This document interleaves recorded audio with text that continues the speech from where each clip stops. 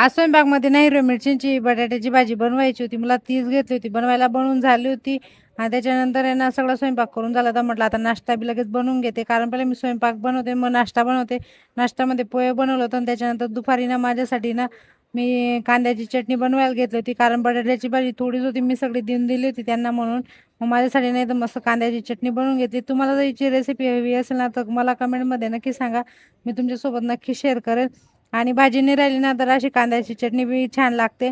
तर घरामधलं सगळं आवरून घरामधले कामं झाले का आमच्या दोघींजण दुपारी असा काही टाइमपास चालू असतो. खुशीला आहे ना मेहंदी काढून द्यायची होती, पण मला ना डिझाईन अजिबात जमत नाही. तर तिने ना व्हिडिओमध्ये बघून मला अशी मेहंदी काढायला लावली होती.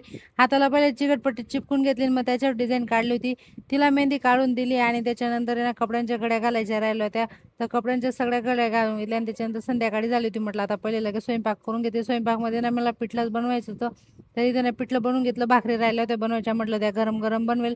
तर पहिले लगे पिठलं बनवून घेतलं आणि तिला पिठलं खायचं नव्हतं खुशीला. तर तिच्यासाठी ना एक पोळी पडली होती सकाळची, तिचा दुधाचा काला बनवून दिला होता. तिला दुधाचा काला देऊन दिला आणि त्याच्यानंतर भाकरी बनवून घेतल्या. लगे आम्ही जेवण सुद्धा करून घेतलं आणि दुपारी तिला मेहंदीची काढून दिली होती ना ती अशी काही दिसत होती. चला मग आजचा व्हिडिओ मी एंड करते.